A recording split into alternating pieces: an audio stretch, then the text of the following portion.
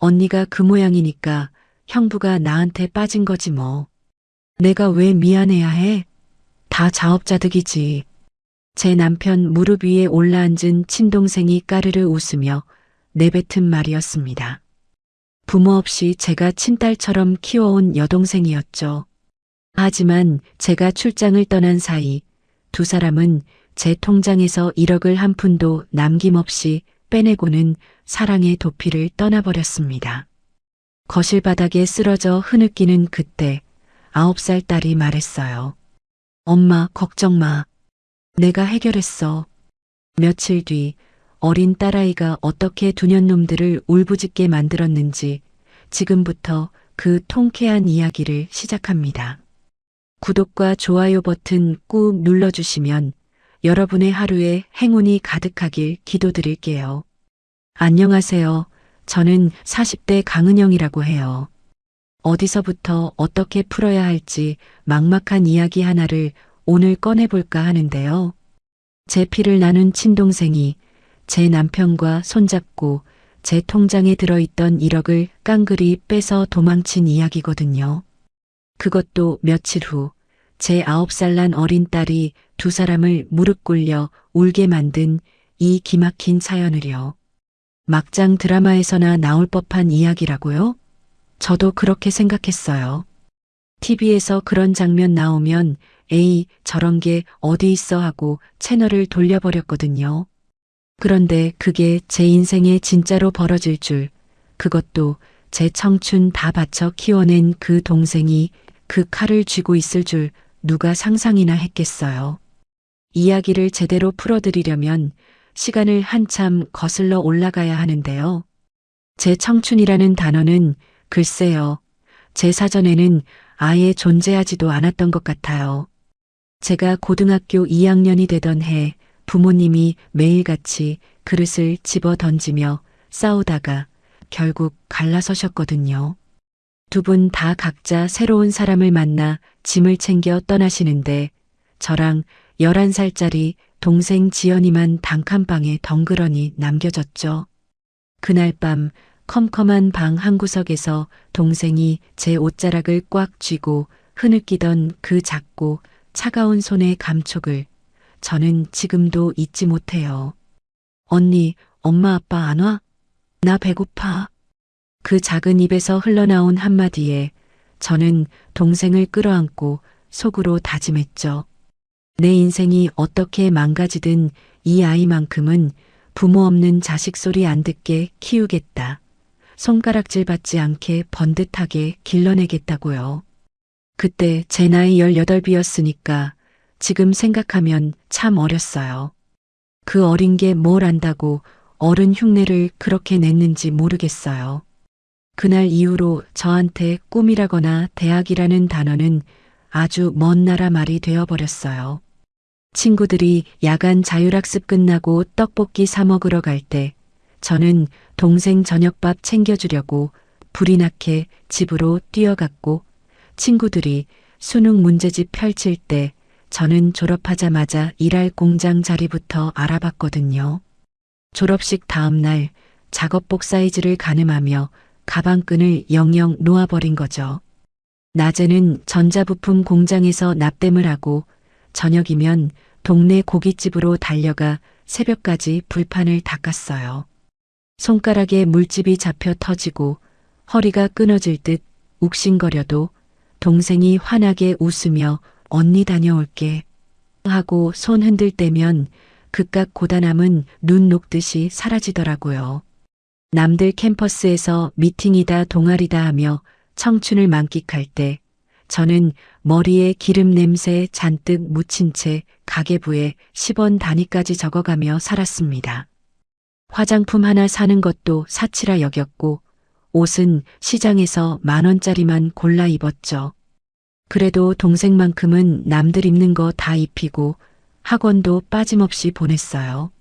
새 학기마다 동생 운동화는 메이커로 사신기면서 정작 제 운동화는 밑창 떨어진 걸 본드로 붙여가며 신고 다녔던 게 엊그제 같은데요.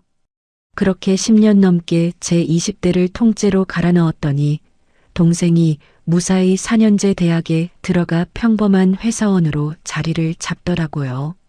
졸업식 날 학사모를 쓴 동생이 꽃다발을 안고 제품으로 달려오는데요. 언니, 진짜 엄마처럼 키워줘서 고마워. 나 언니 없었으면 못 컸어. 그 한마디에 저는 동생을 부여잡고 펑펑 울었어요. 10년 묵은 서름이 그날 다 쏟아져 나오는 것 같았거든요. 내 희생이 헛되지 않았구나. 이제 나도 한숨 돌려도 되겠구나. 그런 안도감이 가슴 한가운데서 따뜻하게 차오르던 순간이었죠.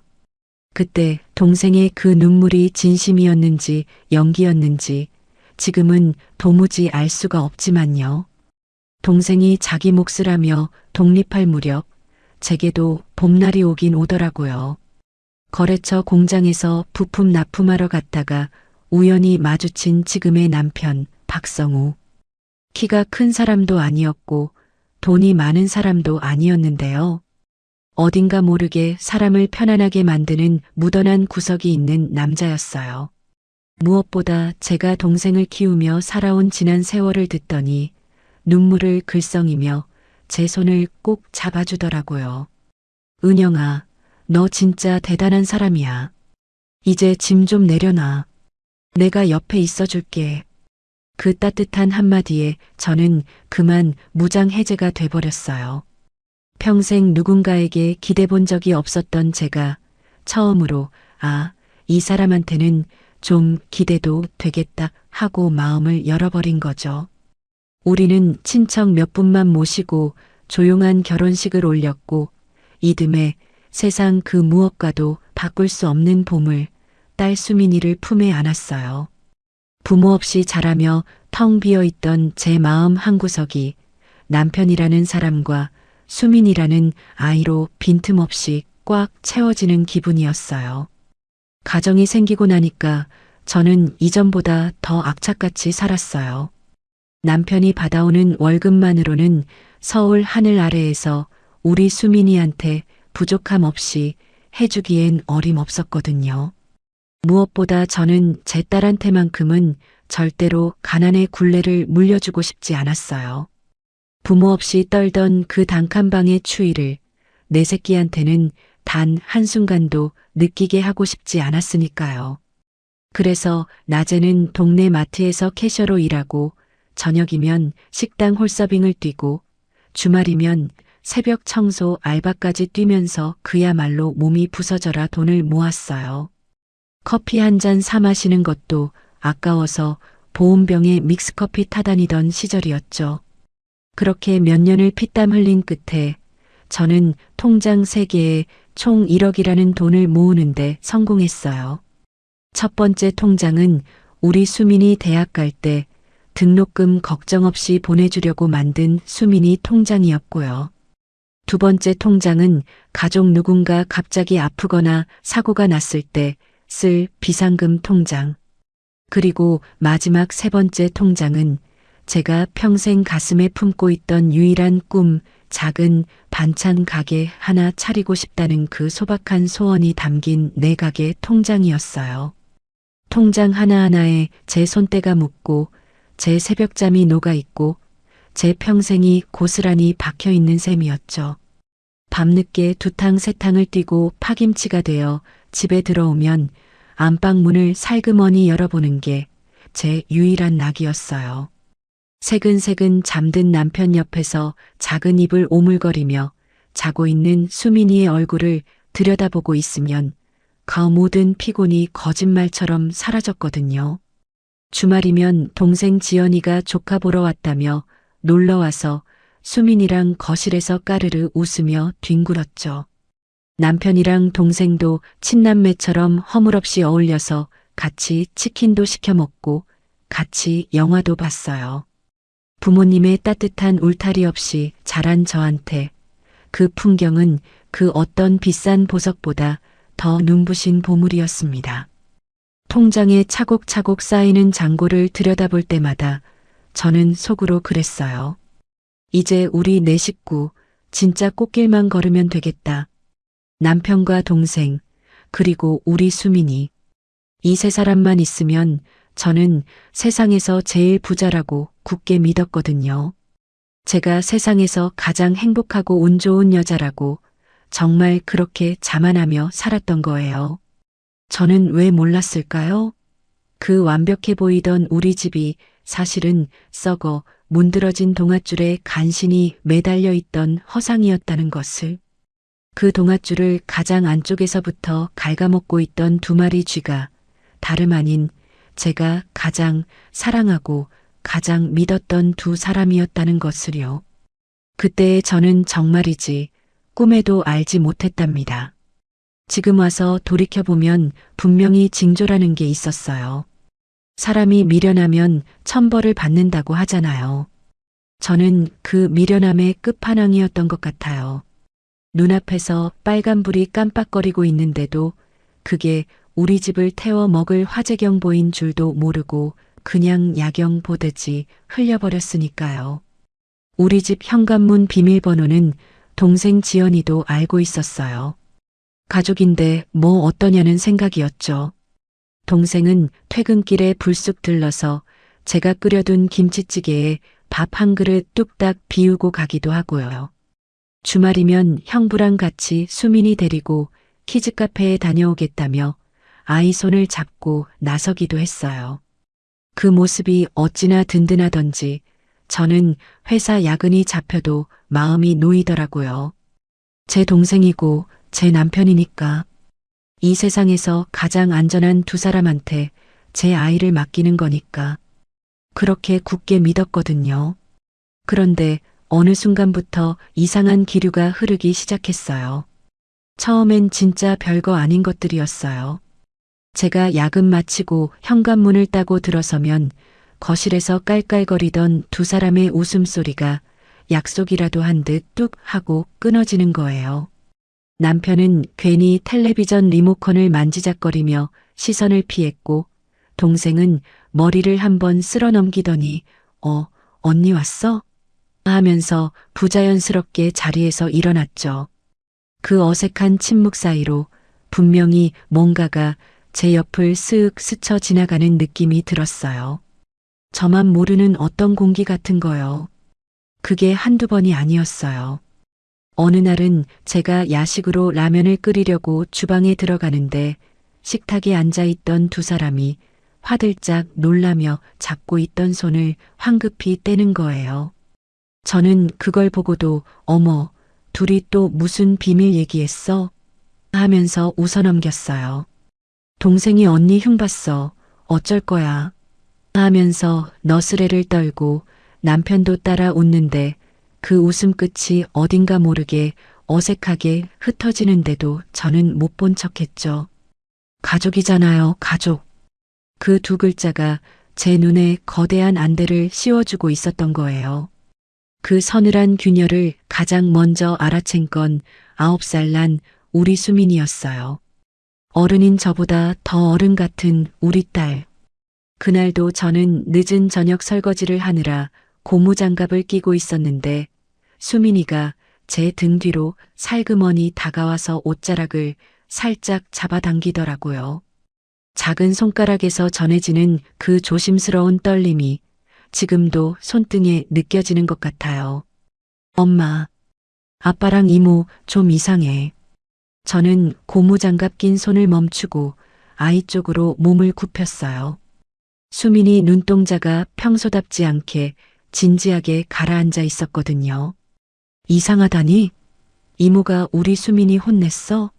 아니, 아까 내가 화장실 갔다 나오는데 아빠랑 이모가 소파에서 귓속말하고 있다가 나 보고 막 떨어졌어. 그리고 저번에도 있잖아. 식탁 밑에서 둘이 손잡고 있는 거 내가 봤어. 진짜야. 그 작은 입에서 또박또박 떨어지는 말들에 가슴 한구석이 쿵 하고 내려앉는 것 같았어요. 순간 머리가 핑 돌면서 뜨거운 게 명치 끝으로 치밀어 오르는데 저는 그 감정을 못 본 척 애써 입꼬리를 끌어올리며 아이의 머리를 쓰다듬었습니다. 수민아, 아빠랑 이모는 가족이잖아. 이모가 어릴 때부터 엄마 아빠 없이 자라서 다정한 형부한테 기대고 싶어서 그러는 거야. 가족끼리 손도 잡고 그럴 수 있지. 그치? 우리 수민이 너무 이상하게 생각하지 마. 응? 저는 그렇게 아이를 달래서 방으로 들여보냈어요. 아이가 방문을 닫고 들어가는 그 등 뒤를 보면서 저는 한참을 그 자리에 서 있었어요. 고무장갑에서 떨어지는 물방울이 발등을 톡톡 때리는데 그 차가운 감촉이 그날따라 유난히 뜨겁게 느껴지더라고요. 그때 저는 그 9살짜리 아이의 순수하고 정확한 직감을 어리광으로 깔아뭉개 버린 거예요. 의심이라는 작은 불씨가 제 가정을 통째로 태워버릴까봐 무서워서 제 손으로 제 눈을 가리고 제 귀를 틀어막아 버린 거죠. 그날 밤 저는 잠든 수민이 옆에 누워서 천장을 한참 올려다봤어요. 설마 아닐 거야. 우리 지연이는 그럴 애가 아니야. 우리 남편이 그럴 사람이 아니야. 그 설마가 저를 잡아먹을 줄도 모르고요. 그렇게 며칠이 지났을까요? 회사에서 청천벽력 같은 소식이 떨어졌습니다. 부산 쪽 신규 거래처에 3박 4일간 출장을 다녀와야 한다는 거예요. 중요한 프로젝트라 빠질 수도 없는 자리였고 저한테는 회사 경력에 큰 기회이기도 했죠. 그런데도 짐을 싸는 내내 발걸음이 떨어지지 않더라고요. 우리 수민이를 그렇게 오래 떼어놓는 게 처음이었거든요. 아이가 밤에 무서워서 깨면 어쩌나, 학교 준비물은 누가 챙겨주나, 별별 걱정에 잠도 안 오는 거예요. 출장 떠나기 전날 밤이었어요. 안방에서 캐리어에 옷가지를 꾹꾹 눌러 담고 있는데 남편이랑 동생이 자연스럽게 안방으로 들어오더라고요. 동생은 그날도 소파에서 사과를 깎고 있다가 접시째 들고 들어와서 침대에 걸터 앉았어요. 며칠 동안 수민이 혼자 챙기려면 힘들 텐데 지연이 너가 옆에서 형부 좀 도와줘. 그러자 동생이 사과 한 조각을 포크에 꽂아 제 입에 쏙 넣어주면서 환하게 웃었죠. 걱정 마 언니. 수민이는 내가 친딸처럼 챙길 테니까 일에만 집중하고 와. 우리 언니 회사에서 인정받는 거 내가 얼마나 자랑스러운지 알지? 저는 그 말 한마디에 그동안의 불안이 다 녹아내리는 것 같았어요. 역시 내 동생이지. 역시 내 남편이지. 그러면서 한입 사과를 아삭 깨물었는데요. 남편이 제 어깨를 주무르던 손을 멈추고 슬쩍 운을 떼더라고요. 근데 여보, 이런 말하기 좀 그런데 혹시 수민이가 밤에 갑자기 열이라도 펄펄 끓으면 어떡하지? 응급실 한번 가면 카드값이 장난 아니잖아. 내 통장은 이번 달 적금 빠지고 나면 잔고가 거의 바닥인데. 맞아, 언니. 저번에도 수민이 장염 걸려서 새벽에 응급실 갔었잖아. 혹시 모르니까 언니 비상금 통장 비밀번호라도 알려주고 가면 안 돼? 진짜 급한 일 아니면 절대 안 쓸게. 약속해. 지금 생각해도 소름이 쫙 끼치는 수였어요. 두 사람은 짠 듯이 손발을 척척 맞춰가며 제가 이 세상에서 가장 약해지는 단 하나의 약점, 우리 수민이의 안전을 방패 삼아 제 경계심을 통째로 무너뜨린 거예요.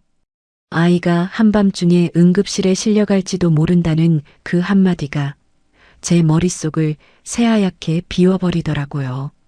엄마한테는 내 새끼한테 무슨 일이 생긴다는 그 한 문장이 세상에서 제일 무서운 협박이니까요. 그렇지. 사람 일은 모르는 거니까. 저는 한치의 의심도 없이 고개를 끄덕이고 침대 옆 협탁 서랍에서 메모지랑 볼펜을 꺼내 들었죠. 떨리는 손도 아니고 망설이는 손도 아니었어요. 오히려 짐을 덜어준다는 마음에 가볍기까지 한 손길로요. 제 인생의 피땀이 한 방울 한 방울 고스란히 들어있는 통장 3개. 그 계좌번호와 함께 살면서 단 한 번도 남한테 입 밖에 낸 적 없는 4자리 비밀번호를 꾹꾹 눌러 적었어요. 심지어 큰돈 이체할 때 필요할지도 모른다는 동생의 살가운 조언에 공인인증서, 비밀번호까지 정성스럽게 한 줄 더 적어 넣었죠. 자, 이거 식탁 위에 붙여놓을게. 진짜 수민이한테 급한 일 생겼을 때만 써야 한다? 약속해. 식탁으로 나가서 노란색 포스트잇을 꾹 눌러붙이면서도 저는 끝내보지 못했습니다. 그 두 사람의 눈동자 안쪽에서 시퍼렇게 번뜩이던 그 탐욕의 빛을요. 오히려 두 사람의 손을 차례로 꼭 잡으며 고맙다는 말을 몇 번이나 했죠. 진짜 고마워. 두 사람만 믿고 갈게. 다음 날 새벽 저는 아직 단꿈에 빠져 있는 수민이의 작은 이마에 가만히 입을 맞추고 캐리어를 끌고 집을 나섰어요. 현관문을 닫는데 식탁 위에 노랗게 붙어 있던 그 작은 쪽지 한 장이 자꾸 눈에 밟히더라고요. 하지만 곧장 시계를 보고는 발걸음을 재촉했습니다. KTX 시간이 빠듯했거든요. 그때는 정말 몰랐어요. 식탁 위에 살랑살랑 붙어 있던 그 작은 노란 쪽지 한 장이 며칠 뒤에 제 목을 사정없이 그어버릴 시퍼런 면도날이 될 줄을. 제가 제 손으로 제 인생을 파멸의 구덩이 한가운데로 밀어넣고 있다는 것을. 그렇게 저는 콧노래까지 흥얼거리며 지옥문을 활짝 열어젖히고는 가벼운 발걸음으로 출장길에 올랐답니다. 부산행 KTX에 몸을 싣고 창밖으로 빠르게 스쳐가는 풍경을 바라보는데 이상하게 가슴 한구석이 자꾸만 들썩이더라고요. 출장 첫날부터 마지막 날까지 그 사흘 내내 저는 잠을 설쳤어요. 거래처 미팅에서 웃고 떠들다가도 문득 우리 수민이 얼굴이 떠올라서 가슴이 철렁했고 호텔방에 혼자 앉아 있으면 자꾸만 핸드폰을 들었다 놨다 했죠. 그래도 남편이 한 번씩 사진을 보내주니까 마음이 그나마 놓이긴 하더라고요. 수민이가 거실 소파에서 곰 인형을 안고 잠든 사진, 식탁에서 계란말이를 입에 넣고 활짝 웃고 있는 사진, 욕조에서 거품을 머리에 가득 묻히고 까르르 웃는 사진. 사진 밑에는 꼭 다정한 한마디가 따라붙었어요. 여보 걱정 마. 우리 딸 잘 챙기고 있어. 일 잘 끝내고 와. 그 메시지를 받을 때마다 저는 가슴을 쓸어내리며 안도의 한숨을 내쉬었죠. 그래, 내가 너무 예민했나 봐. 별일 없을 거야. 우리 남편이 이렇게 다정한데. 그렇게 또 한 번 제 스스로한테 안대를 단단히 동여매고 있었던 거예요. 출장 마지막 날 아침이었어요. 호텔에서 체크아웃을 하고 KTX역으로 향하는 택시 안에서 저는 무심코 핸드폰을 들어서 은행 앱을 켰습니다. 별다른 이유가 있어서가 아니라 요즘은 자동이체 빠지는 날도 많고 회사에서 출장비 정산도 들어왔을까 싶은 마음에 그냥 습관처럼 손가락이 움직인 거였죠. 지문 인식이 한 번에 안 돼서 짜증을 내며 다시 손가락을 대는 그 순간이었어요. 화면이 띄워졌는데 분명히 글자들은 한글로 적혀 있고 숫자들은 아라비아 숫자인데요. 그 조합이 머릿속에서 도무지 해석이 되질 않는 거예요. 첫 번째 통장 잔고, 빵원. 두 번째 통장 잔고, 빵원. 세 번째 통장 잔고, 빵원. 어제 새벽까지만 해도 분명히 1억이 찍혀 있던 자리에 동그란 숫자 0이 3개나 나란히 누워서 저를 비웃고 있었죠. 택시 안이 갑자기 빙글빙글 도는 것 같았어요. 핸드폰을 쥔 손이 사시나무처럼 떨리기 시작했고요.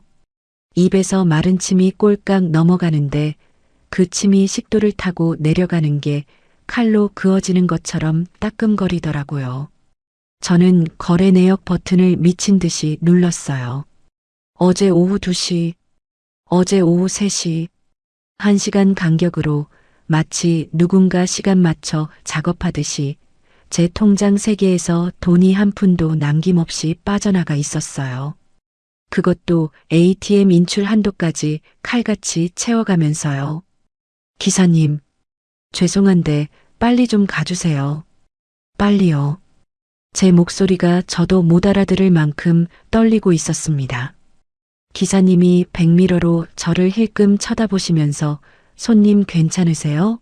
하고 물으시는데 저는 대답할 정신도 없었어요. 떨리는 손가락으로 남편 번호를 눌렀지만 신호음이 가는 듯 하더니 차가운 안내음이 흘러나왔어요. 지금 거신 번호는 없는 번호입니다. 순간 머리가 띵하고 울리는데 잘못 들었나 싶어서 다시 한번 눌렀어요. 또 같은 안내음. 손이 후들거려서 핸드폰이 떨어질 뻔했어요. 이번엔 동생 번호를 눌렀지만 결과는 똑같았어요. 지금 거신 번호는 없는 번호입니다. 그 차가운 기계음이 제 귓속을 파고드는데 마치 차가운 얼음 쏜 곳이 고막을 뚫고 들어오는 것 같더라고요. KTX를 어떻게 탔는지, 서울역에서 어떻게 택시를 잡았는지 저는 지금도 잘 기억이 안 나요. 그냥 누가 저를 어디론가 끌고 가는 것처럼 다리가 저 혼자 움직이고 있었어요. 머릿속이 새하얗게 변해서 아무 생각도 안 나는데 이상하게 가슴 한가운데에서 검은 구덩이 같은 게 쩍 하고 갈라지는 것처럼 느껴졌습니다. 그 구덩이 안으로 제 심장이, 위가, 폐가, 그리고 저라는 사람 자체가 통째로 빨려 들어가는 기분이었죠. 집 앞에 도착해서 엘리베이터를 기다리는데 그 짧은 시간이 어찌나 길게 느껴지던지요. 1층, 2층, 3층. 숫자가 올라갈수록 가슴이 쿵쿵 내려앉았어요. 우리 집 현관 앞에 도착해서 비밀번호를 누르는 손가락이 한 번에 제대로 눌러지질 않아서 3번이나 다시 눌러야 했어요. 삐비빅 소리와 함께 문이 열리는데 그 안에서 흘러나오는 공기가 너무 차가워서 저도 모르게 흠칫 뒤로 물러섰습니다. 여보, 지연아, 나왔어. 제 목소리가 텅 빈 집안에서 메아리처럼 울렸어요. 신발장에 있어야 할 남편의 구두가 한 켤레도 보이지 않았어요. 거실로 들어서는데 평소 같으면 식탁 위에 놓여 있어야 할 남편의 차 키도 사라지고 없더라고요. 저는 안방으로 미친 듯이 뛰어들어갔어요. 안방 옷장을 양손으로 활짝 열어 젖혔는데 남편 쪽 옷걸이가 텅 비어 있었어요. 한 벌도 남김없이요. 양말 서랍, 속옷 서랍, 캐리어 보관함. 그 사람이 살았던 흔적이 마치 처음부터 없었던 사람처럼 깔끔하게 도려내져 있는 거예요. 저는 비틀거리며 거실로 다시 나왔어요. 동생이 우리 집에 두고 쓰던 칫솔, 화장품, 갈아입을 옷가지들. 그 자잘한 흔적들마저 하나도 남지 않고 사라져 있었죠. 단 하나 식탁 위에 그대로 붙어 있던 그 노란색 포스트잇. 비밀번호가 줄줄이 적힌 그 종이 쪽지만이 마치 저를 비웃듯이 여전히 그 자리에 붙어 있었습니다. 다리에 힘이 풀려서 식탁 의자를 잡고 겨우 서 있었는데 식탁 위에 놓인 작은 서랍 사이에서 뭔가 하얀 종이 한 귀퉁이가 삐죽이 튀어나와 있는 게 눈에 들어왔어요. 무엇에 홀린 사람처럼 그 종이를 천천히 빼내니 곱게 접힌 메모지였어요. 손이 너무 떨려서 그 종이를 펴는데도 한참이 걸렸죠. 동생의 글씨였어요. 어릴 때부터 받아쓰기 숙제를 봐주면서 너무나 익숙해진 동글동글한 그 글씨체. 언니 미안해. 근데 우리 사랑은 막을 수가 없었어. 언니가 너무 일에만 빠져서 형부 외롭게 한 거 알지? 우리 잘 살게. 찾지 마. 안녕. 그 짧은 몇 줄을 다 읽어내려가는데 제 입에서는 이상한 소리가 새어나왔어요. 사람 소리가 아니라 짐승이 죽기 직전에 내는 그런 신음 같은 거요. 손에 쥐고 있던 쪽지가 발등으로 툭 떨어지고 저는 그 자리에 그대로 무릎이 꺾여 주저앉아 버렸습니다. 차가운 거실 바닥에 한기가 무릎을 타고 정수리까지 솟구치는데 그 차가움이 제가 살아있다는 유일한 증거 같았어요. 내 청춘, 내 20대, 손에 물집이 잡혀가며 닦았던 그 수많은 불판들, 새벽 5시에 일어나 마트 진열대를 정리하던 그 시린 손가락, 동생 학원비 보내려고 컵라면으로 끼니를 때우던 그 셀 수 없는 밤들, 우리 수민이 100일에 제 옷 한 벌 못 사고 모은 돈을 통장에 입금하던 그 떨리는 손길, 그 모든 것이요. 1시간 간격으로 ATM에서 차곡차곡 빠져나간 그 숫자들이 되어 두 사람의 사랑 도피 자금으로 둔갑해버린 거예요. 가슴을 쥐어뜯으며 손톱으로 가슴팍을 박박 긁으면서 짐승처럼 울부짖었어요. 그 소리가 우리 집 거실에 가득 차서 천장에 부딪혔다가 다시 제 머리 위로 쏟아져 내리는데 그 울음소리조차 저 같지 않게 낯설었어요. 입에서는 어떻게라는 한마디만 같은 자리를 빙빙 돌며 흘러나왔죠. 내가 딸처럼 키운 동생이 그 아이를 위해서 고등학교 졸업하자마자 가방끈을 놓아버린 그 동생이 학사모를 쓰고 내 품에 안겨서 엄마처럼 키워줘서 고맙다고 펑펑 울던 그 동생이 어떻게 내 등에 이런 칼을 꽂을 수가 있을까요? 그리고 내 인생의 봄날이라며 평생을 함께하자 약속했던 그 남자가 이제 집 내려놓고 나한테 기대하고 제 손을 잡아주던 그 사람이 어떻게 내 동생을 끌어안고 내 돈을 들고 도망칠 수가 있을까요? 거실 시계가 똑딱똑딱 소리를 내며 무심하게 돌아가고 있었어요.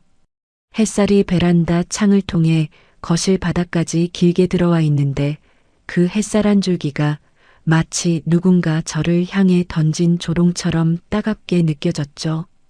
세상은 여전히 평화로운데 저 혼자만 통째로 무너져 내리고 있었던 거예요. 얼마나 그렇게 주저앉아 있었을까요? 햇살의 각도가 바뀌어서 거실벽까지 길게 늘어졌을 때쯤 현관 도어록 누르는 익숙한 소리가 났어요. 삐비비빅. 우리 집 비밀번호. 학교에서 돌아온 우리 수민이가 책가방을 짊어진 채로 거실에 주저앉아 있는 저를 발견하고 그 작은 발걸음으로 또각또각 다가오는 소리가 들렸답니다.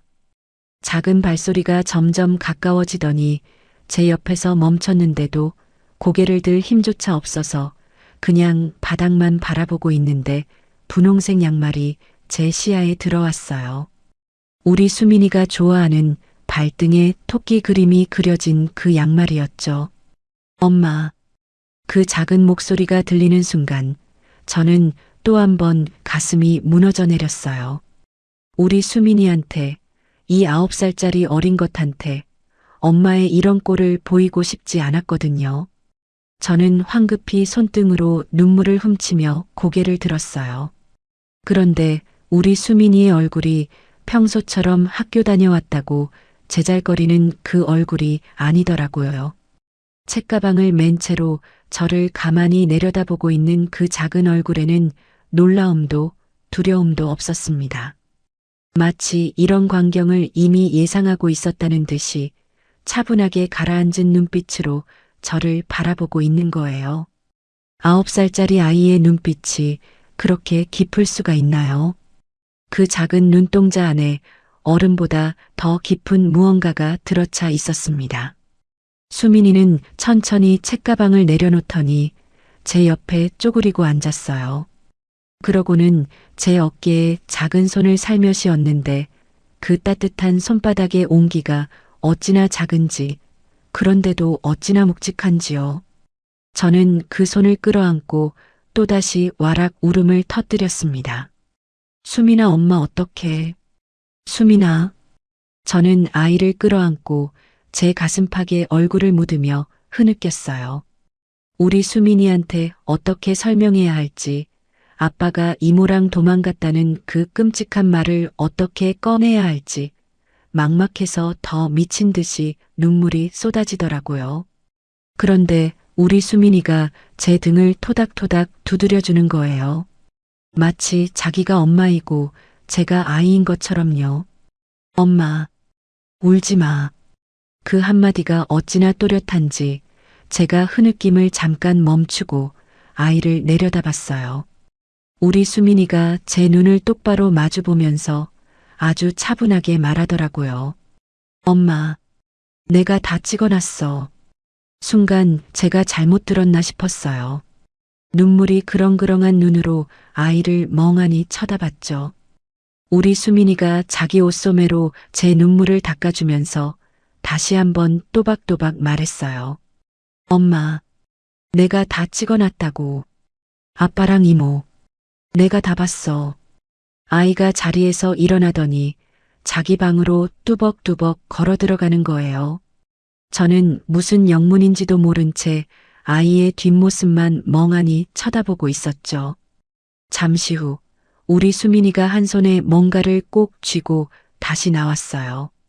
제 옆에 다시 쪼그리고 앉으면서 그 작은 손을 펴 보이는데 손바닥 위에 놓여 있는 건 낡은 스마트폰 한 대였습니다. 작년 봄에 제가 새 핸드폰으로 바꾸면서 쓰던 폰을 와이파이만 연결해서 우리 수민이 장난감으로 쓰라고 준 거 공기계였죠.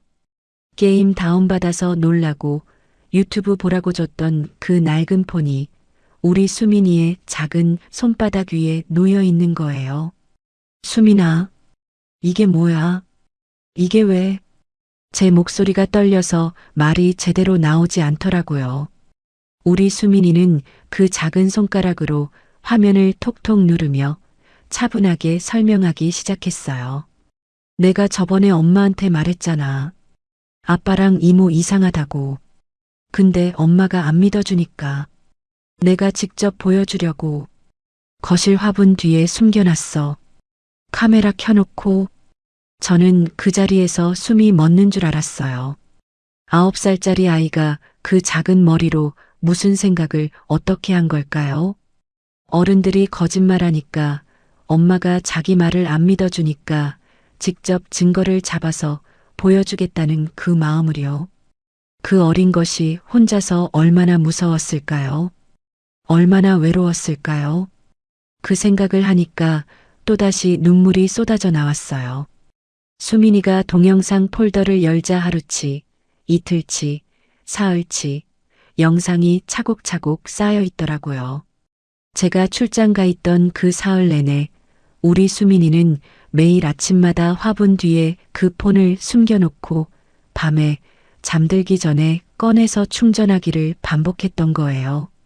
9살짜리 아이가 학교 갔다 와서 학원 갔다 와서 그 짓을 매일 했던 거죠. 수민이가 그중 하나를 누르자 화면이 켜졌어요. 화분 잎사귀 사이로 보이는 우리 집 거실 풍경. 화면은 좀 흔들렸지만 영상도 소리도 또렷했어요. 거실 소파에 앉아 있는 남편과 동생이 보이더라고요. 그 두 사람은 마주 앉아 있는 게 아니라 동생이 남편의 무릎 위에 올라 앉아서 두 팔로 그 사람의 목을 감고 있었습니다. 남편의 손은 동생의 허리를 끌어안고 있었고 두 사람이 입을 맞추고 있었어요. 제 거실, 제 소파에서 제가 출장 간 그 사흘 동안 저는 비명이 새어나올 것 같아 입을 틀어막았어요. 가슴이 또 한 번 박살나서 바닥에 흩어지는데 그 조각들을 주워 담을 새도 없이 영상은 계속 흘러갔습니다. 동생이 남편의 무릎에서 내려와서 와인잔을 들어 올리는데 작년에 결혼기념일에 남편이 저한테 선물한 한 쌍짜리 크리스탈 와인잔이었죠. 영상 속 동생이 까르르 웃으면서 입을 열었어요. 오빠, 우리 언니 진짜 바보 같지 않아? 자기 통장 비밀번호를 식탁 위에다가 떡하니 붙여놓고 가는 게 어딨어. 진짜 어이없어. 남편이 동생의 머리를 쓰다듬으면서 같이 낄낄거렸어요. 그러게. 그 답답한 여자는 평생 그렇게 살 거야. 오빠, 우리 진짜 잘할 수 있겠지? 발리에 그 빌라 알아본 거. 우리 둘만 가서 새 출발하는 거. 진짜지? 당연하지. 그 지긋지긋한 여편 내 돈으로 우리 둘이 발리에서 호강하면서 사는 거야. 거기서 숨어 있다가 잠잠해지면 다른 나라로 가자. 그 영상을 보면서 숨을 쉬는 법을 잊어버린 것 같았어요. 코로 숨을 들이마시려고 하는데 공기가 가슴까지 닿지를 않는 거예요. 가슴이 콱 막혀서 마치 누가 제 목을 두 손으로 조르고 있는 것 같았죠. 그 영상 속의 두 사람은 제가 알던 그 남편이 아니었고 제가 키운 그 동생이 아니었어요. 완전히 다른 두 사람이 제 거실에서 와인을 마시며 저를 비웃고 있었습니다. 영상은 거기서 끝나지 않았어요. 다음 영상에서는 두 사람이 식탁 앞에 앉아서 제 통장 3개를 펼쳐놓고 있더라고요. 남편이 비밀번호 적힌 노란 쪽지를 들고서 동생한테 하나하나 짚어가며 설명하는 거예요.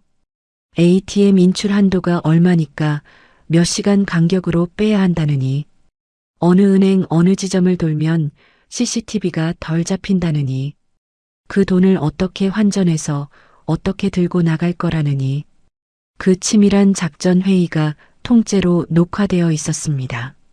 마지막 영상에서는 두 사람이 캐리어 2개를 거실에 떡하니 펼쳐놓고 짐을 챙기고 있었어요. 남편이 옷을 차곡차곡 깨서 넣으면서 동생한테 한마디 던지더라고요. 근데 너 진짜 언니한테 미안하지도 않냐? 너 키워준다고 그 고생한 사람인데. 동생이 콧방귀를 흥기면서 대답했어요. 오빠야말로. 미안하긴 뭐가 미안해. 자기가 좋아서 한 일이지. 누가 그러래?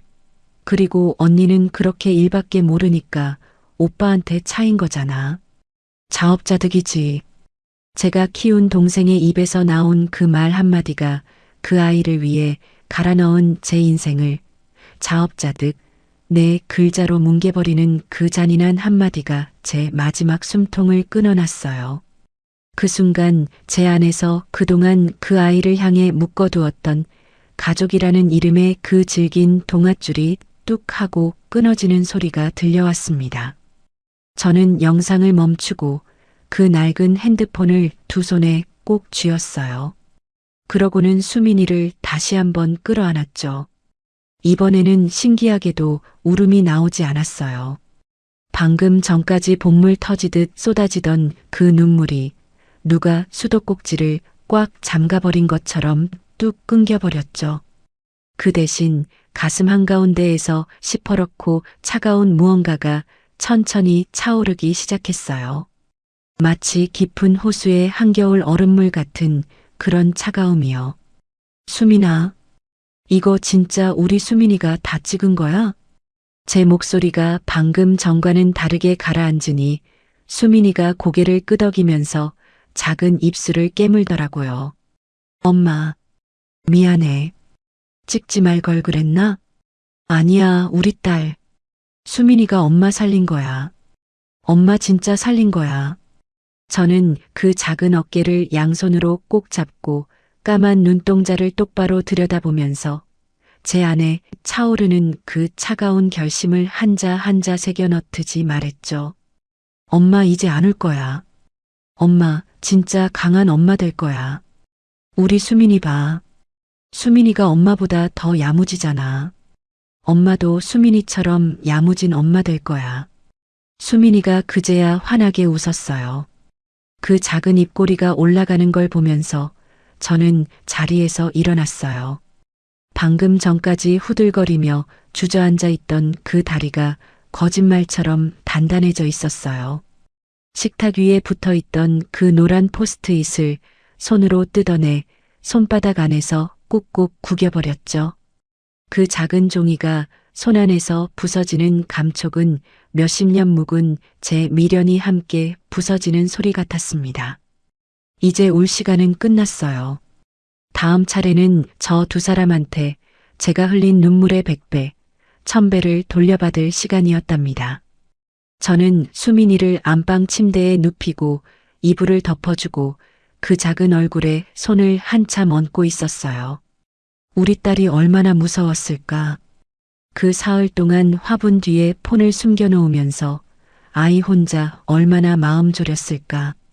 그걸 생각하니까 가슴이 또 한 번 찢어지는데요. 그 찢어진 자리에서 슬픔이 아니라 시퍼런 분노가 솟구쳐 올라오더라고요. 수민아, 엄마 잠깐 어디 좀 다녀올게. 금방 올 거야. 어디가? 경찰서 가는 거지? 9살짜리 아이가 그걸 또 알아맞히는 거예요. 저는 아이의 이마에 입을 맞춰주면서 고개를 끄덕였어요. 응, 우리 딸. 엄마 경찰서 갔다 올게. 수민이가 엄마 도와줬으니까 이제 엄마가 마무리할 차례야. 수민이가 마치 응원 깃발 흔들듯이 이불 속에서 작은 주먹을 꼭 쥐어 보이더라고요. 그 작은 주먹을 보면서 저는 다시 한번 다짐했어요. 우리 딸 보는 앞에서 절대 무너지지 않겠다. 우리 딸이 엄마를 자랑스러워할 수 있게 끝까지 가겠다. 가방을 챙겨서 집을 나서는데 손에 든 그 낡은 스마트폰이 어찌나 무겁게 느껴지던지요. 무게로 치면 100g도 안 되는 그 작은 기기가 제 손바닥 위에서 천근만근으로 내려앉았습니다. 그도 그럴 것이 그 안에는 두 사람의 인생을 통째로 박살낼 만한 폭탄이 들어 있었으니까요. 택시를 잡아타고 가까운 경찰서로 향했어요.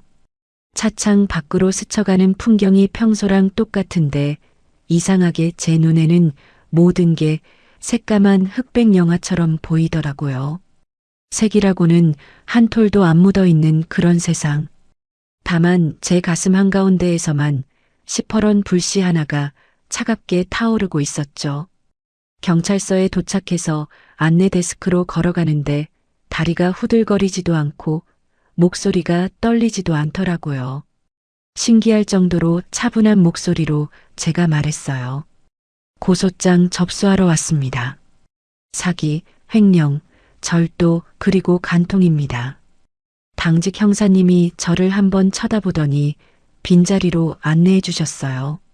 40대 중반쯤 되어 보이는 그 형사님은 키보드를 두드리며 사건 개요를 물었는데요. 제가 한 줄 한 줄 진술을 하기 시작하니까 그분 손가락이 점점 느려지더라고요. 친동생과 남편이 공모해서 출장 간 사이에 통장에서 1억을 인출하고 사랑에 도피를 했다. 그 한마디에 형사님이 키보드에서 손을 떼고 저를 빤히 쳐다보셨습니다. 사모님, 일단 이게요.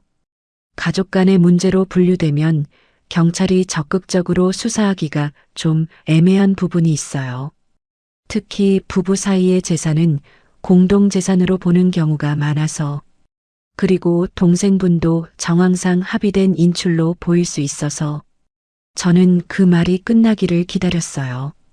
그러고는 가방에서 딸내미가 건네준 그 낡은 스마트폰을 꺼내 형사님 앞에 살며시 내려놓으면서 차분하게 말했죠. 형사님, 이거 한번 보시고 말씀해 주세요.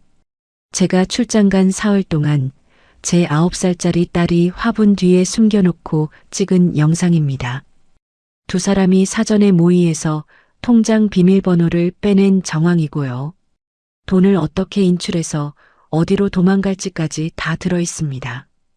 형사님이 미간을 찌푸리시면서 그 폰을 들어 올렸어요. 동영상 폴더를 열고 첫 번째 영상을 재생하시는데 표정이 1분 단위로 바뀌더라고요.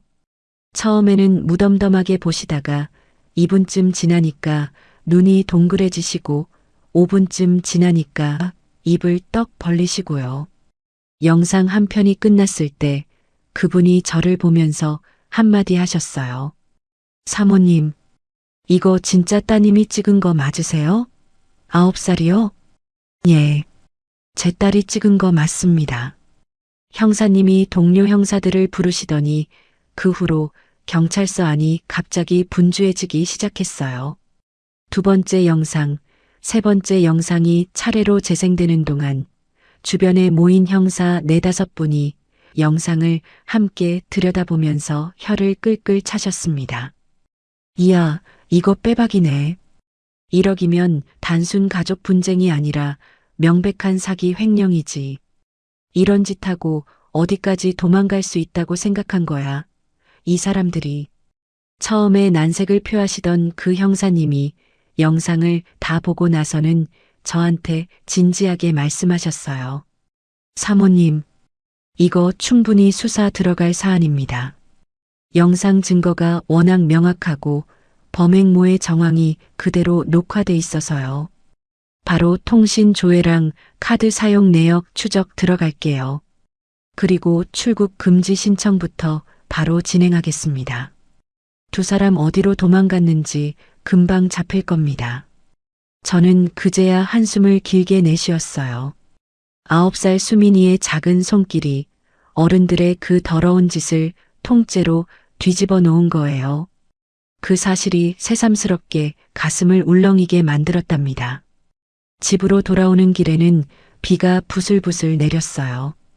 우산도 없이 그냥 그 비를 맞으면서 걸으니 빗물이 머리카락을 타고 목덜미로 흘러 들어가는데 그 차가운 감촉이 오히려 제 정신을 더 또렷하게 만들어주더라고요. 그날부터 사흘이 어떻게 지나갔는지 모르겠어요. 회사에 휴직계를 내고 수민이 옆에만 붙어 있었어요. 아이를 학교에 보내고 데려오고 같이 밥을 먹고 같이 자고 그렇게 평범한 일상을 보내는데 핸드폰만 울리면 심장이 쿵 하고 내려앉았죠. 경찰서에서 오는 연락일까 봐서요. 사흘째 되던 날 오후였어요. 잠깐 사무실에 들렀다가 나오는 길에 핸드폰이 울렸는데 경찰서 번호가 화면에 떠 있었죠. 사모님, 두 사람 위치 확인됐습니다.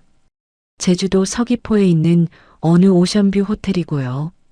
카드 결제 내역 보니까 거기서 사흘째 묵고 있습니다. 룸서비스 시키고 비싼 와인 시키고 거의 매일 그러고 있더라고요. 곧 체포영장 발부받아서 현지 경찰이랑 같이 들어갈 겁니다. 제주도 오션뷰 호텔, 룸서비스, 와인. 제가 새벽 5시에 일어나 마트 진열대 정리하고 저녁이면 식당 홀서빙 뛰면서 모은 돈으로 그 두 사람이 제주도 바닷가 호텔에서 룸서비스 시켜 먹으며 와인을 들이켜고 있다는 거예요. 화도 안 나고 그냥 어이가 없어서 헛웃음이 픽 나오더라고요. 네, 형사님. 잘 부탁드립니다. 저는 짧게 대답하고 전화를 끊었어요. 그날 밤은 잠이 안 와서 수민이를 옆에 두고 천장을 한참 올려다봤어요. 그 두 사람이 지금 이 시간에도 그 호텔 방에서 뭘 하고 있을까? 어떤 표정으로 웃고 있을까? 그 생각을 하면 잠이 올 리가 없었죠. 다음 날 아침 핸드폰이 또 울렸고 형사님 목소리가 평소보다 들떠 있더라고요. 사모님, 방금 두 사람 체포했습니다. 호텔방 급습해서 현행범으로 체포했어요. 두 사람 다 옷도 제대로 못 챙겨 입고 끌려 나오더라고요. 지금 제주경찰서로 이송 중입니다. 그리고요. 박성우 씨는 입국 다물고 있는데 동생분이 저한테 사모님 좀 바꿔달라고 난리를 칩니다. 통화하시겠어요? 저는 잠깐 망설였어요. 그 목소리를 들으면 또다시 무너질까 봐서요. 그런데 이상하게 통화 연결해 달라는 그 말 입에서 저절로 흘러나왔습니다. 네, 바꿔주세요. 수화기 너머에서 잠깐 소란스러운 소리가 들리더니 익숙한 목소리가 흘러나왔어요. 몇십 년을 들어온 그 목소리, 늘 제가 끌어안고 토닥인 그 목소리. 언니 나야. 지연이. 저는 아무 말도 하지 않고 그냥 듣고만 있었더니 동생이 다급한 목소리로 쏟아내기 시작했어요. 언니 미안해. 진짜 미안해. 근데 언니, 이건 다 형부가 시킨 거야. 형부가 나한테 협박했어. 비밀번호 안 빼주면 가만 안 둔다고. 나 진짜 억울해. 언니, 한 번만 살려줘. 응? 우리 자매잖아. 언니가 나 키워줬잖아. 자매. 그 두 글자가 수화기를 타고 제 귀로 흘러들어왔어요. 자매라. 우리 거실 소파에서 제 남편 무릎에 올라앉아 저를 바보라고 비웃던 그 목소리로 이제는 자매라는 카드를 꺼내 들고 매달리고 있는 거예요. 저는 아주 천천히, 아주 차갑게 입을 열었어요. 강지연. 언니. 나야. 전화 끊는다. 저는 그 짧은 한마디만 남기고 통화 종료 버튼을 눌렀고 저도 모르게 입가에 서늘한 미소가 번지더라고요. 자, 이제 시작이었어요. 두 사람이 흘려야 할 눈물은 이제 막 첫 방울이 떨어졌을 뿐이었답니다. 집으로 돌아와서 수민이를 옆집 아주머니께 잠시 부탁드렸어요. 그 아주머니는 우리 사정을 어렴풋이 아시고는 아무것도 묻지 않고 딸을 데리고 들어가 주시더라고요. 수민이도 엄마 다녀오라고 손을 흔드는데 그 작은 손을 보면서 저는 다시 한번 마음을 다잡았죠. 다음 날 새벽 첫 비행기를 끊고 제주공항에 내려서 바로 택시를 잡아탔는데 차창 밖으로 보이는 그 푸르른 바다가 어찌나 얄미운지요. 그 두 사람이 며칠 동안 룸서비스 시켜 먹으며 바라봤을 그 바다잖아요. 저는 일부러 창밖으로 시선을 두지 않고 무릎 위에 올려놓은 가방만 내려다봤습니다. 제주 동부경찰서에 도착해서 담당 형사님을 찾았어요. 키가 훌쩍 큰 그 형사님이 저를 보더니 잠깐 멈칫하셨습니다. 아마 제가 너무 멀쩡한 얼굴로 들어가서 그러셨나 봐요. 보통 이런 사건의 피해자들은 눈물범벅이 되어서 들어온다고 하시면서요. 형사님이 차 한 잔을 내주시며 조심스럽게 말을 꺼내셨어요. 사모님, 두 사람 지금 유치장에 있습니다. 면회 가능하시겠어요? 사실 사모님이 굳이 안 보셔도 되는데 두 사람이 자꾸 사모님 만나게 해달라고 난리를 쳐서요. 보겠습니다. 제가 직접 봐야 끝이 날 것 같아서요. 형사님이 고개를 끄덕이시고는 저를 안내해 주셨어요. 복도를 걸어가는 그 한 걸음 한 걸음은 마치 몇십 년의 세월을 지나 그 두 사람의 민낯과 마주하기 위한 마지막 발걸음처럼 느껴졌습니다. 유치장 앞에 도착하자 창살 사이로 처음 보인 건 남편이었어요. 며칠 못 본 사이에 사람이 어쩜 그렇게 변해 있을 수가 있을까요? 면도도 못했는지 턱에는 까칠한 수염이 자라있고 머리는 산발에 어제까지 입고 있던 호텔 가운 차림 그대로였어요. 제 발걸음 소리를 들었는지 그 사람이 고개를 천천히 들고는 저를 보자마자 창살을 양손으로 와락 부여잡는 게 아니겠어요. 은영아, 자기야, 나야 여보, 나 좀 봐. 응? 저는 아무 대답도 하지 않고 그냥 그 사람을 가만히 내려다봤죠. 10년 동안 매일 아침 저녁으로 마주했던 그 얼굴이 어찌나 낯설어 보이던지요. 마치 처음 보는 사람을 마주한 것 같았어요. 그 사람이 창살에 매달려서 변명을 쏟아내기 시작하더라고요. 여보, 내 말 좀 들어봐. 이건 다 오해야. 내가 잠깐 미쳤었어. 당신이 매일 일에만 빠져 있어서. 나 진짜 외로워서 미치는 줄 알았어.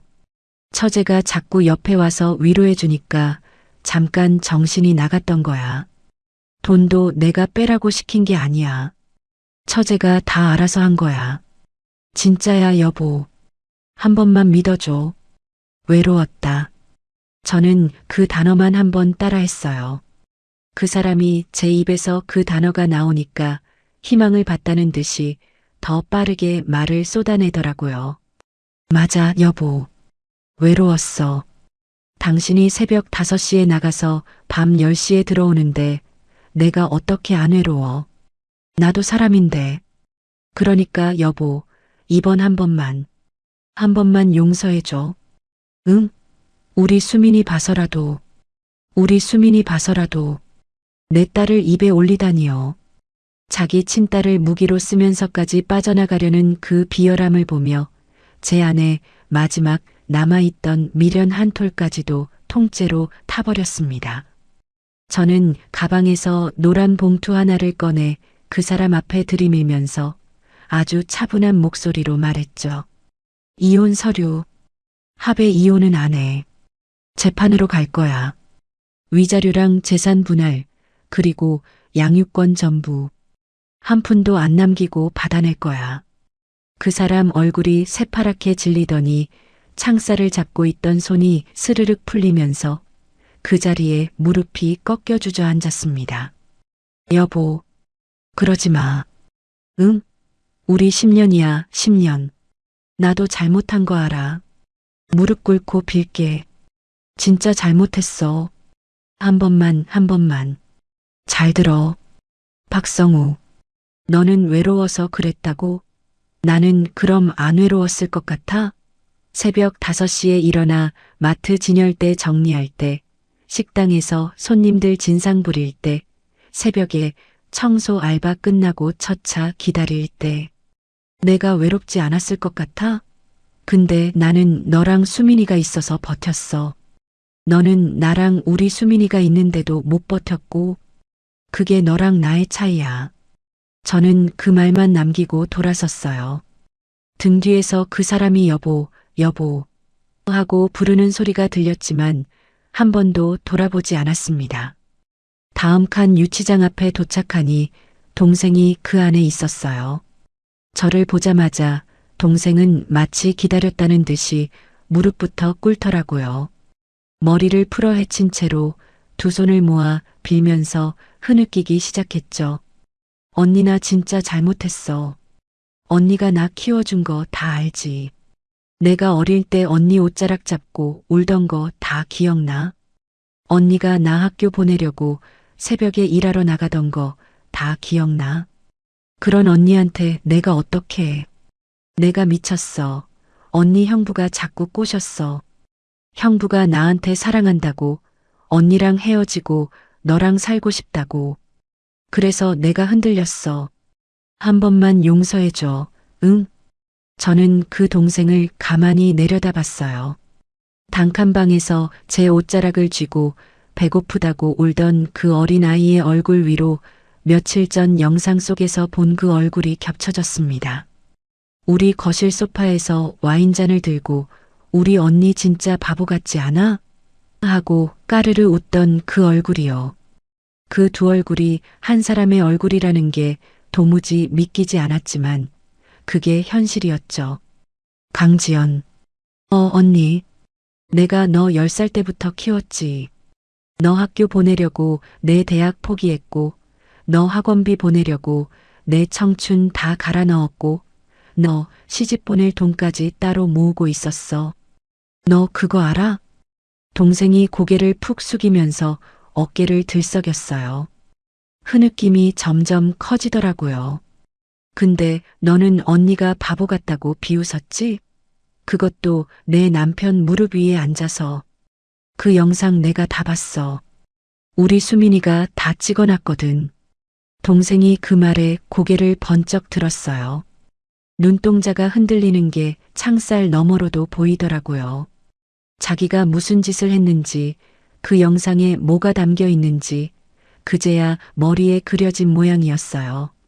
언니, 그건 내가 잠깐 농담으로. 농담? 형부랑 발리에 빌라 알아본 것도 농담이야? 자업자득이라고 한 것도 농담이야? 동생이 그 자리에서 무너지더라고요. 흐느낌이 통곡으로 바뀌면서 바닥에 엎드려서 손바닥으로 차가운 시멘트 바닥을 내리쳤어요. 그 모습을 보면서 신기하게도 제 가슴이 아프지 않았어요. 평생을 그 아이의 작은 손짓 하나에도 가슴 졸였던 제가, 그 아이가 바닥을 치며 우는데도 아무런 감흥이 없는 거예요. 제 안에서 그 아이를 향한 자리가 통째로 도려내져 있었던 거죠. 강지연, 잘 들어.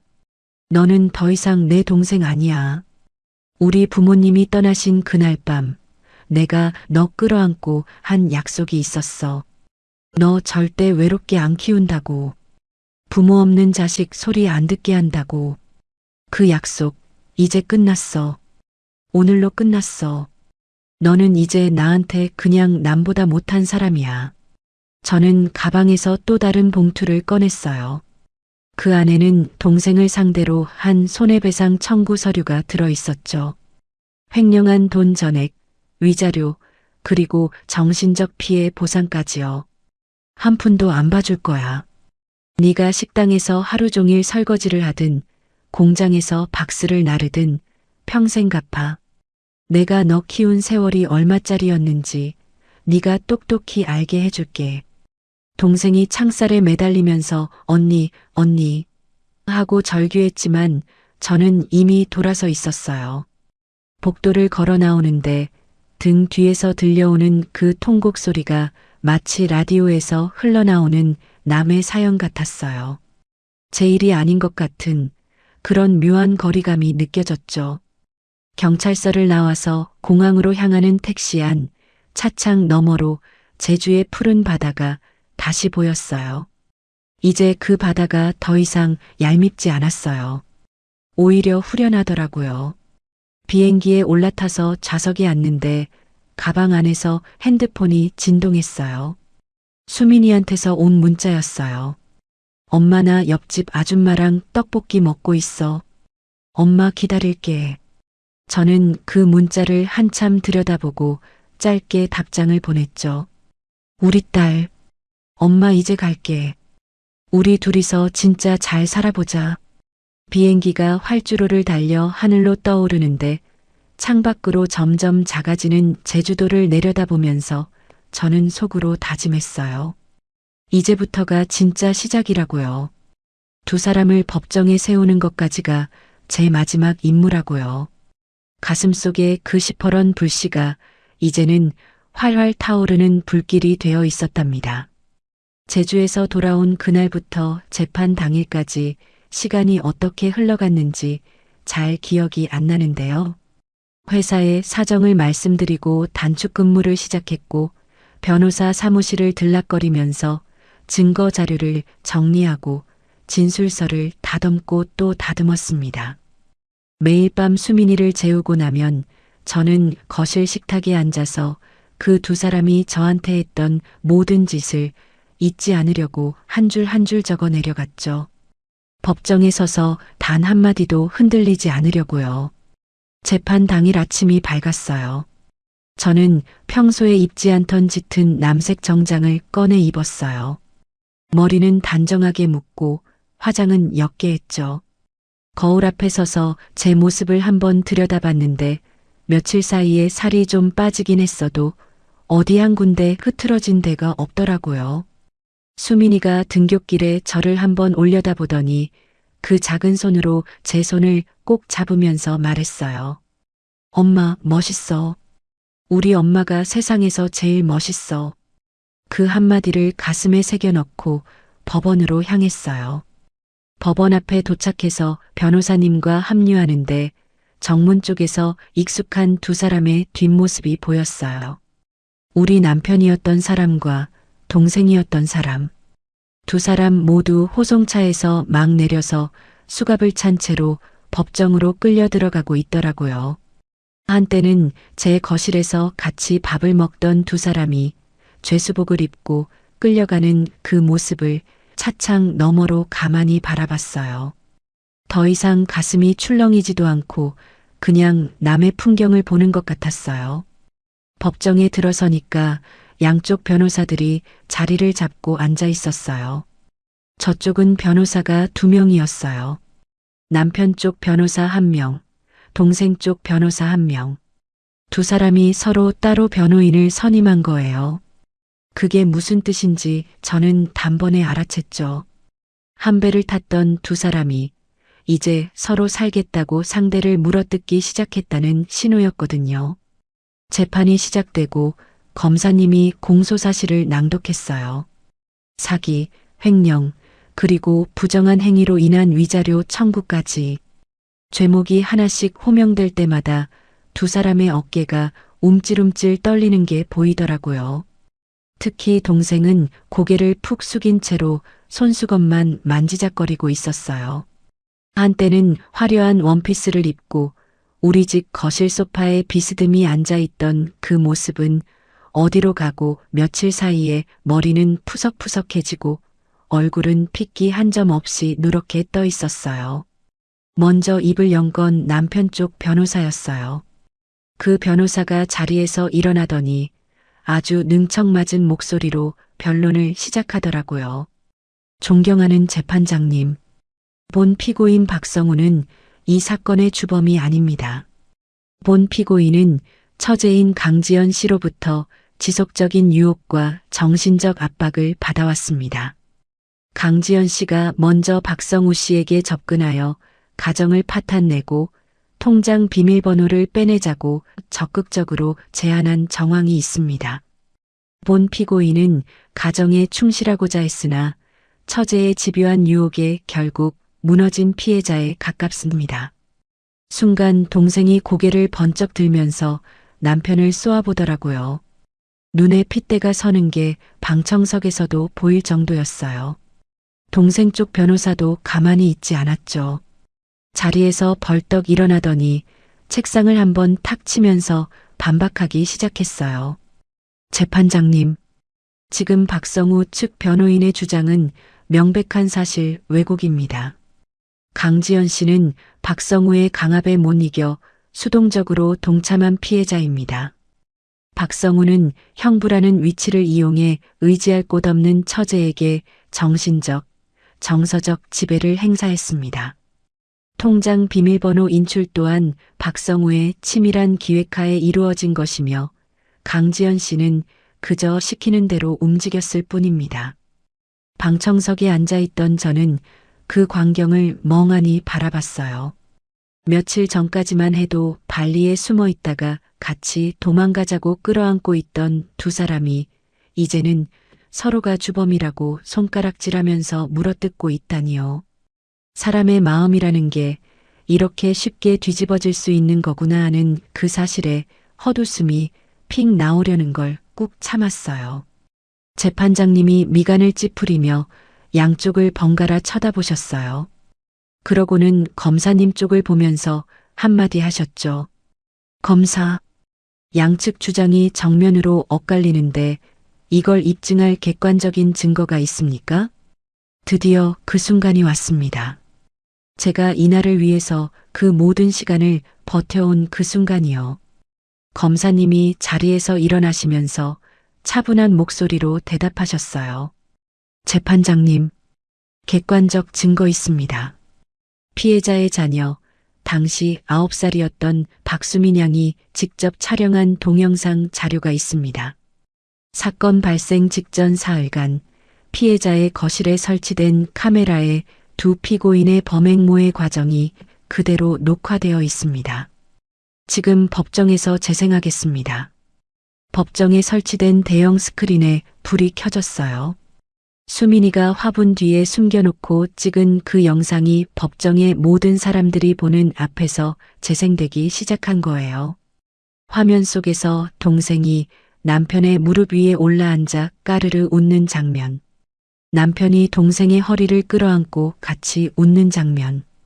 두 사람이 와인잔을 들어 올리며 건배하는 장면. 방청석에서 누군가 작게 헛기침을 하는 소리가 들렸어요. 법정 안의 공기가 한순간에 차갑게 가라앉더라고요. 그리고 결정적인 장면이 흘러나왔습니다. 영상 속 동생이 와인을 입에 머금으며 까르르 웃는 그 목소리. 오빠, 우리 언니 진짜 바보 같지 않아? 자기 통장 비밀번호를 식탁 위에다가 떡하니 붙여놓고 가는 게 어딨어. 그 한마디가 법정 스피커를 통해 또렷하게 흘러나왔어요. 이어서 남편의 그 자신만만한 목소리. 그러게. 그 답답한 여자는 평생 그렇게 살 거야. 야, 빨리 마셔. 내일 바로 ATM 돌아야 되니까. 그 다음 영상에서는 두 사람이 식탁 앞에 앉아서 제 통장을 펼쳐놓고 어느 ATM 기기를 돌면 좋을지, 인출 한도가 얼마인지, 그 돈을 어떻게 환전해서 들고 나갈지를 마치 회사에서 프로젝트 회의하듯이 차근차근 짚어가는 그 모든 과정이 톨째로 녹화되어 있었어요. 그리고 마지막 한 장면이 결정타였어요. 남편이 동생한테 묻는 거예요. 너 진짜 언니한테 미안하지도 않냐? 그러자 동생이 콧방귀를 흥기면서 대답하는 그 목소리. 미안하긴 뭐가 미안해. 자업자득이지. 영상이 끝나고 법정에는 무거운 정적이 흘렀어요. 재판장님이 안경을 벗으시고 한참 동안 천천히 닫고 계셨고 양쪽 변호사들은 입을 다물고 서로의 의뢰인을 쳐다도 못 보고 있었고요. 남편은 고개를 푹 숙인 채로 어깨를 떨고 있었어요. 동생은 손수건을 입에 갖다 대고 흐느끼고 있었죠.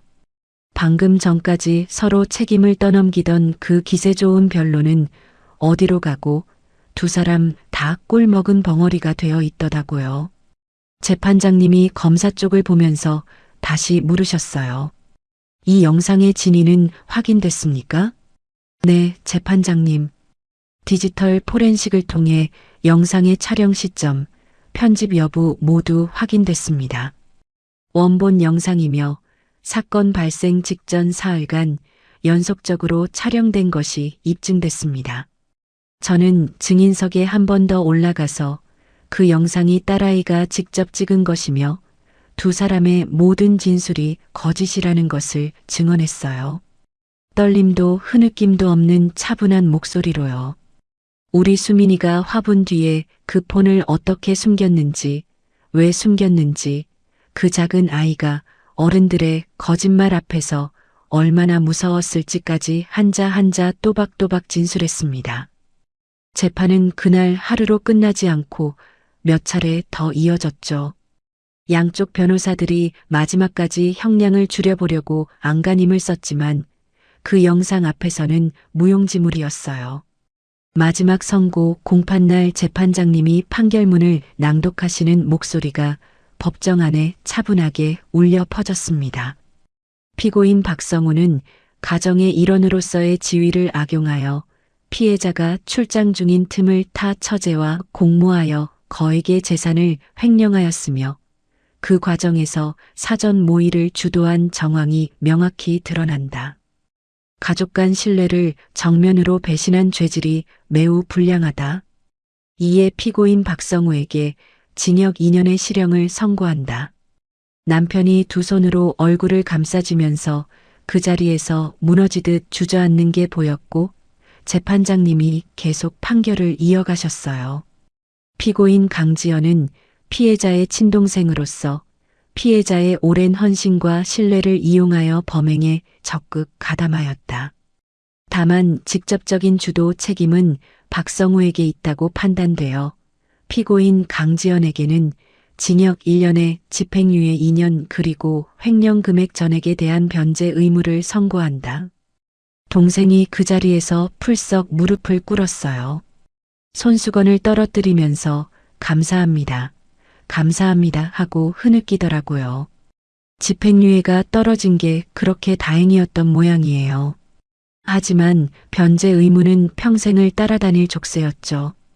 저는 천천히 자리에서 일어나 양쪽 변호사들이 짐을 챙기며 분주하게 움직이는 그 사이로 가방을 들고 법정문을 향해 걸어 나갔어요.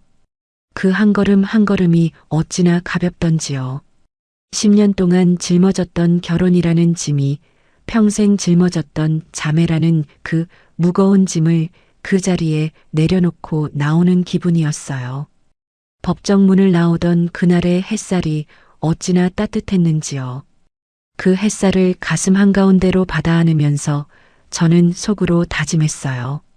이제 진짜 새 인생을 살아보자고요. 우리 수민이랑 둘이서 누구의 눈치도 보지 않고 누구의 짐도 짊어지지 않고요. 판결이 확정되고 나서 가장 먼저 한 일은 이혼 서류에 도장을 찍는 거였어요. 변호사 사무실에서 그 빨간 인주를 묻혀 도장을 꾹 누르는 그 순간이 10년의 결혼 생활이 한 장의 종이 위에서 마침표를 찍는 그 순간이 신기하게도 슬프지 않더라고요. 오히려 묵은 짐을 정리하고 새 집으로 이사가는 그런 후련함이 가슴을 채웠어요. 위자료도 받아냈고 분할 받을 만한 재산도 야무지게 챙겼어요. 수민이의 양육권은 당연히 제가 가져왔고 면접교섭권도 일체 인정되지 않았죠.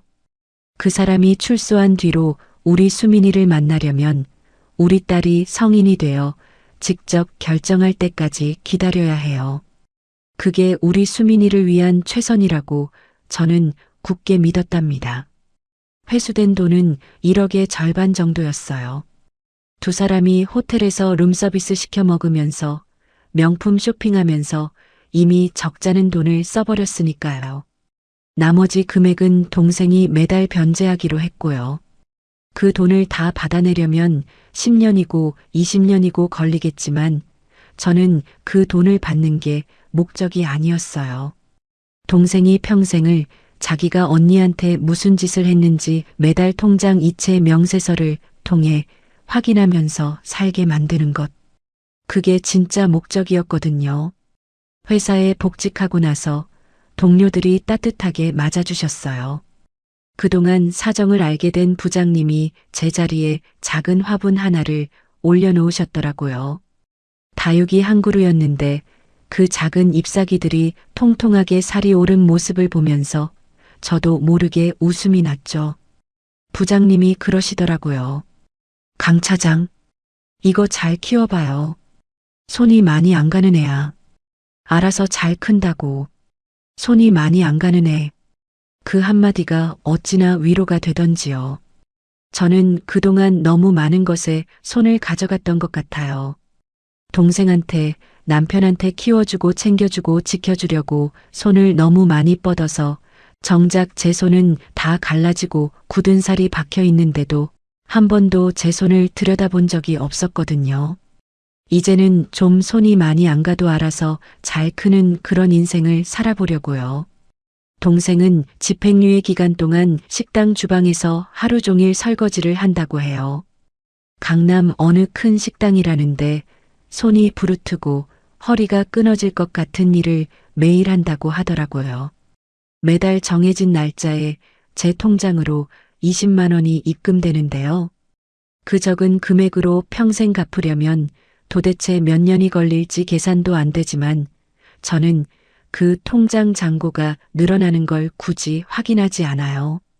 그냥 매달 같은 날에 같은 금액이 찍히는 그 자체로 동생이 어디서 어떻게 살고 있는지 알 수 있으니까요. 가끔 동생한테서 문자가 와요. 새벽에 한 통, 늦은 밤에 한 통 이런 식으로요. 언니 자? 언니 미안해. 매일 밤마다 언니 생각해. 언니가 나 키워준 거 생각하면 내가 미친년이지. 한 번만 만나줘. 응? 그 긴 문자를 끝까지 다 읽지도 않고 저는 그냥 화면을 닫아요. 답장 같은 건 하지 않죠. 차단은 굳이 하지 않았어요. 동생이 자기가 무슨 짓을 했는지 그 무게를 평생 짊어지고 살아야 하니까요. 보내는 문자에 대한 답장이 오지 않는 그 침묵이 동생한테는 가장 무거운 형벌이라는 걸 저는 알거든요. 가족이라는 단어를 저는 다시 정의했어요. 핏줄로 묶인다고 다 가족이 아니더라고요. 같이 살면서도 등에 칼을 꽂는 사람이 있고 피 한 방울 안 섞였어도 내 옆에서 같이 울어주는 사람이 있다는 거리요. 진짜 가족은 내가 무너졌을 때 같이 무너져주는 사람이 아니라 내 손을 잡고 같이 일어나주는 사람이더라고요. 수민이랑 저는 작은 전셋집으로 이사를 했어요. 예전에 살던 그 집은 보기만 해도 가슴이 답답해져서요. 새 집은 햇볕이 잘 드는 동향이고 거실 창문을 열면 작은 공원이 내려다 보이는 그런 집이에요. 수민이가 처음 집에 들어왔을 때 거실 한가운데에 서서 두 팔을 활짝 벌리면서 빙글 돌더라고요. 엄마, 우리 집 진짜 좋다. 우리 둘이 살기 딱 좋아. 그 모습을 보는데 가슴이 뭉클해지면서 또 눈물이 핑 돌더라고요.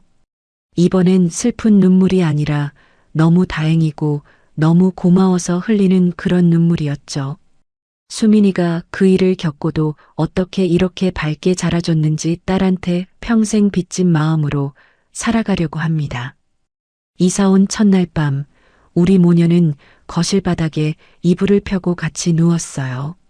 천장을 올려다보는데 새집 천장의 무늬가 어찌나 예뻐 보이던지요. 수민이가 제 옆에서 작은 손을 뻗어서 제 손을 꼭 잡더라고요. 엄마, 우리 이제 행복하게 살자. 응, 우리 딸. 우리 진짜 행복하게 살자. 저는 그 작은 손을 꼭 마주 잡으면서 천장에다가 약속을 새겨 넣듯이 말했어요. 그날 밤은 10년 만에 처음으로 꿈도 꾸지 않고 깊게 잤답니다. 요즘 저는 회사 일을 더 열심히 해요. 작년에 모았던 사업 자금 통장은 비록 한번 텅 비었지만 다시 채워가고 있어요. 언젠가는 제 이름을 건 작은 반찬 가게를 열고 싶다는 그 꿈이 이제는 사치가 아니라 진짜 목표가 됐어요. 점심시간이면 인터넷으로 반찬 가게 운영 노하우도 찾아보고 동영상 강의도 듣고요. 이번에는 누구의 눈치도 보지 않고 오로지 저 자신만을 위해서 그 꿈을 키워가고 있습니다. 가끔 옛 생각이 날 때가 있어요. 단칸방에서 동생을 끌어안고 잠들던 그 밤. 동생 졸업식에서 꽃다발을 받으며 펑펑 울던 그 봄날. 우리 수민이를 처음 품에 안았던 그 순간. 그리고 식탁 위에 노란 포스트잇을 붙이며 콧노래를 흥얼거리던 그 새벽. 하지만 그 기억들은 이제 저를 무너뜨리지 않아요. 오히려 단단하게 만들어줘요. 그 모든 시간이 있었기에 지금의 강은영이 있는 거니까요. 며칠 전에 우리 수민이가 자기 전에 그런 말을 하더라고요. 엄마, 나 커서 변호사 될 거야. 엄마처럼 억울한 사람들 도와줄 거야. 저는 그 작은 얼굴을 한참 들여다봤어요. 9살 그 어린 것이 자기 엄마가 무너졌을 때 곁에서 받쳐줬던 그 작은 영웅이 이제는 더 큰 꿈을 품기 시작한 거예요. 저는 우리 딸의 머리를 쓰다듬으면서 말했어요. 우리 수민이 뭐든지 할 수 있어. 엄마가 평생 응원해 줄게. 쓰라린 배신과 절망의 끝에서 저를 구원한 건요. 누군가의 사랑도 누군가의 도움도 아니었어요. 제 옆에서 작은 손으로 화분 뒤에 폰을 숨겨놓던 우리 딸의 용기와 그 용기를 받아서 일어선 제 자신의 의지였어요. 그 두 가지가 만나서 저는 다시 두 발로 설 수 있었거든요. 오늘도 회사 일을 마치고 딸아이가 좋아하는 딸기 한 팩을 사서 집으로 돌아갑니다. 현관 도어록을 누르고 문을 여는데 거실에서 우리 수민이가 활짝 웃으면서 달려와요. 엄마, 보고 싶었어. 그 작은 품에 안기면서 저는 가만히 눈을 감고 속으로 인사를 건네요. 어제의 강은영에게요. 단칸방의 강은영에게, 식당 불판을 닦던 강은영에게, 식탁 위에 노란 포스트잇을 붙이던 강은영에게, 가리고 법정문을 나서던 강은영에게요. 수고했어. 진짜 수고 많았어.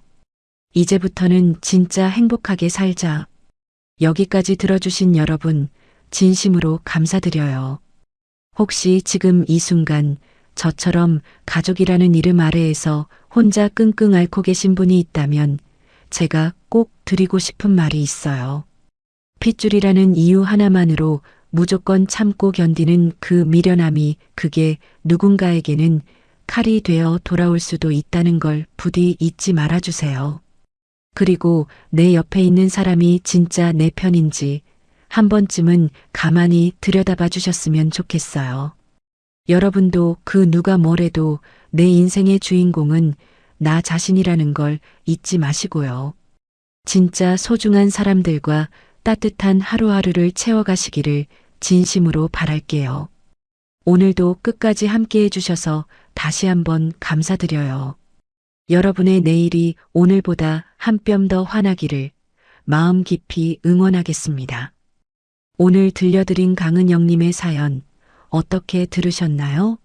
제 피를 나눈 동생과 10년을 함께한 남편이 등 뒤에서 칼을 꽂는 그 장면에서는 저도 모르게 주먹을 꽉 쥐게 되더라고요.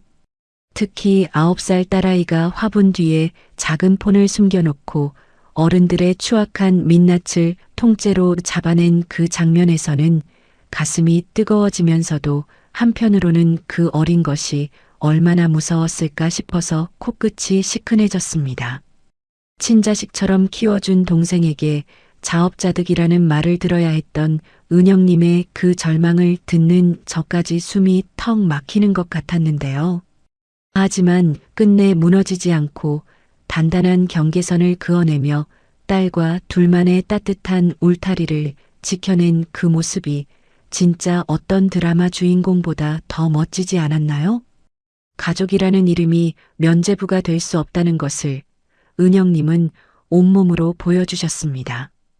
지금 이 순간에도 어디선가 묵묵히 자신의 자리를 지키며 버티고 계실 모든 분들께 오늘 이 사연이 시원한 위로가 되었기를 진심으로 바라봅니다.